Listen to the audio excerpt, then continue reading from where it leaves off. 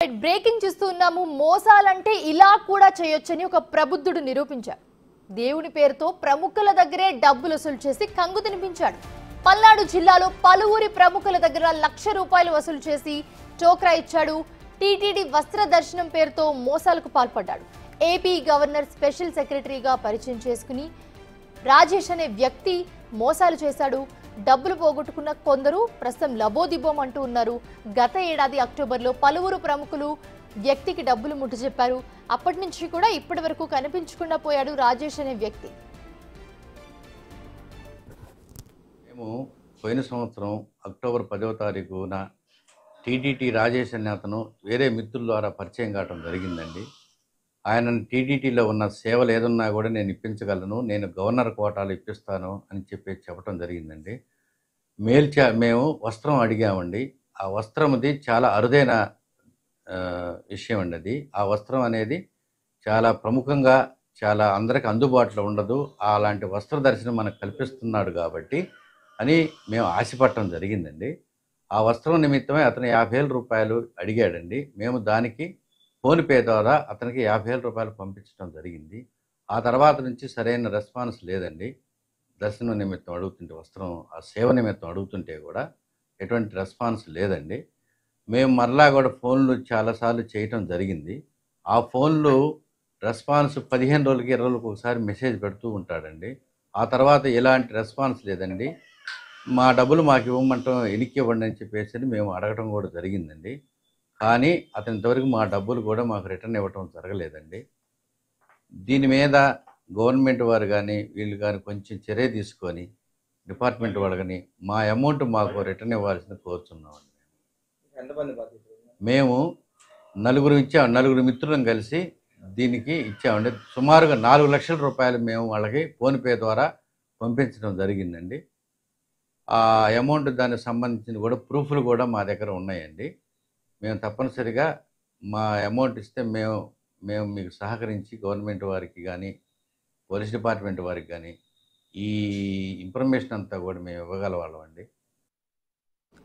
ప్రస్తుతం చూస్తున్నాము. పల్నాడు జిల్లాలో పలువురి ప్రముఖుల దగ్గర నుంచి ₹1,00,000 వసూలు చేసి టోక్రా ఇచ్చాడు ఒక ప్రబుద్ధుడు. ఇదే అంశానికి సంబంధించి మరిన్ని అప్డేట్స్ మా ప్రతినిధి సాయి శంకర్ అందిస్తారు.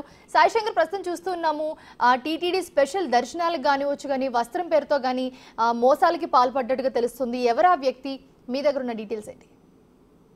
మౌనిష, టీటీడీకి సంబంధించినటువంటి దర్శనాల అంశంలో ప్రతి ఒక్కరికి కూడా ఆ దివ్య దర్శనానికి సంబంధించి కానీ, లేకపోతే మామూలు దర్శనాలు కానీ, లేకపోతే ప్రత్యేకమైనటువంటి తోమాల సేవ కానీ, ఇలాంటివి ఏవైతే ఉంటాయో వీటికి ఎంత ఖర్చు పెట్టైనా కూడా వెళ్ళాలనే ఆలోచనలో భక్తులు చాలా మంది ఉంటారు. ఎందుకంటే అది ఆ దర్శనాలు అందరికీ లభ్యమయ్యేటటువంటి పరిస్థితులు ఉండవు. వాటికి ప్రత్యేకమైనటువంటి అంశాలుగా ఉంటాయి.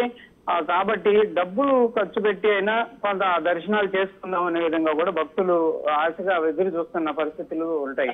వీళ్ళందరినీ కూడా క్యాష్ చేసుకోవడానికి కొంతమంది వాళ్ళని టోకరా వేస్తున్న పరిస్థితులు ఉన్నాయి. ప్రస్తుతం పల్నాడు జిల్లాలో కూడా ఇలాంటి సిచ్యువేషన్ ఎదురైంది. పల్నాడు జిల్లాలో నర్సాపేటలో కొందరికి టీటీడీకి సంబంధించి వస్త్ర దర్శనం పేరుతో టోకరా వేసినటువంటి పరిస్థితి ఉంది. మొత్తం ఒక్కొక్కరి దగ్గర నుంచి కూడా 50,000 వసూలు చేయడం జరిగింది. మొత్తం ₹4,00,000 వసూలు చేసి వారికి ప్రత్యేకమైనటువంటి టీటీడీ దేవస్థానం సంబంధించినటువంటి వస్త్ర దర్శనం అంటే వెంకటేశ్వర స్వామి దగ్గర నుంచి చూసేటటువంటి ఈ దర్శనాలు ఏవైతే ఉన్నాయో వాటిని కల్పిస్తామనే విధంగా కూడా వాళ్ళకి ఆశ పెట్టడంతో పాటు వాళ్ళందరి ద్వారా కూడా ఫోన్ పే నెంబర్ల ద్వారానే డబ్బులు కూడా తీసుకోవడం జరిగింది. వాళ్ళకి తీరా వాళ్ళందరూ కూడా ఆయన్ని ప్రశ్నిస్తున్నటువంటి పరిస్థితుల్లో మోసపోయామనే విధంగా కూడా వాళ్ళందరూ తెలుసుకోవడంతో ఇప్పుడు వాళ్ళందరూ కూడా బయటకు వచ్చి మేమంతా మోసపోయామనే విధంగా కూడా వాళ్ళైతే లబోదిబోతున్నారు.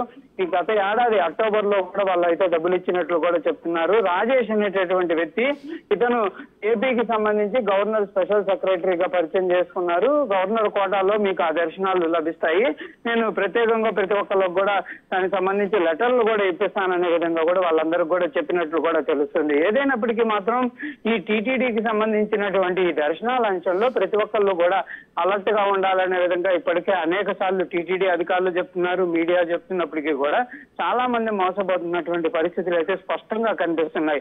ఏదో ఒక విధంగా దర్శనానికి వెళ్ళొచ్చు అనే ఒక ఆశ వాళ్ళలో ఉండటంతోనే వీళ్ళందరూ కూడా వాళ్ళని మోసం చేస్తున్నటువంటి పరిస్థితులు అయితే స్పష్టంగా కనిపిస్తున్నాయి. గతంలో కూడా గుంటూరు వేదికగా కూడా చూసాము. ప్రత్యేక దర్శనం పేరుతో ఎమ్మెల్యేలే కొన్ని లెటర్లు ఇచ్చి వాళ్ళ దగ్గర డబ్బులు తీసుకున్న పరిస్థితులు, టీటీడీకి సంబంధించినటువంటి కొంతమంది ఈ అక్రమాల్లో పాల్పడినట్టు కూడా టీడీపీకి సంబంధించి ప్రముఖులే ఈ అంశాన్ని కూడా బయటికి తెచ్చిన పరిస్థితులు గుంటూరులో చూసాం. ప్రస్తుతం పల్నాడులో ఈ డబ్బులు ఇచ్చి వాళ్ళు మోసపోయినటువంటి పరిస్థితులు ప్రస్తుతం చూస్తున్నాం. ఏదైనప్పటికీ మాత్రం టీటీడీ దర్శనాలకు సంబంధించినటువంటి అంశంలో స్పష్టంగా ఉండాలి. అసలు నిజమా కాదా అనేది ఒకసారి అన్ని చెక్ చేసుకున్న తర్వాతే వాళ్ళు ముందుకు వెళ్లాలనే విధంగా కూడా అనేక మంది కూడా సూచనలు అయితే చేస్తున్నారు. ప్రస్తుతానికి ఈ అంశానికి సంబంధించి పోలీసులు కూడా విచారణ చేపడుతున్నటువంటి పరిస్థితి ఉంది. అసలు రాజేష్ అనేటటువంటి వ్యక్తి ఎవరి ద్వారా అతను ఎంటర్ అవడం జరిగింది, నిజంగానే ఆయనకి ఏమైనా ప్రముఖులతో సంబంధాలు ఉన్నాయా, ఇలాగా వీళ్ళనే మోసం చేశారా, లేకపోతే మరికొంతమందిని కూడా మోసం చేశారా, ఎంతమందికి ఇలాంటి దర్శనాలు కల్పిస్తానంటూ లెటర్లు ఇచ్చాడు, దీంట్లో ఎవరన్నా అధికారుల పాత్ర ఉందా అనే కోణంలో కూడా నరసరావుపేట పోలీసులు అయితే ప్రస్తుతం విచారణ చేపడుతున్నారు. ప్రస్తుతం వీళ్ళు ఎవరైతే బాధితులు మాత్రం తీవ్రమైనటువంటి ఆగ్రహాన్ని వ్యక్తం చేస్తున్నారు, వారిపైన కఠినమైనటువంటి చర్యలు తీసుకోవాలనే విధంగా కూడా కోరుతున్నటువంటి పరిస్థితి ఉంది. Mounisha. Right, thanks for the update Sai Shankar.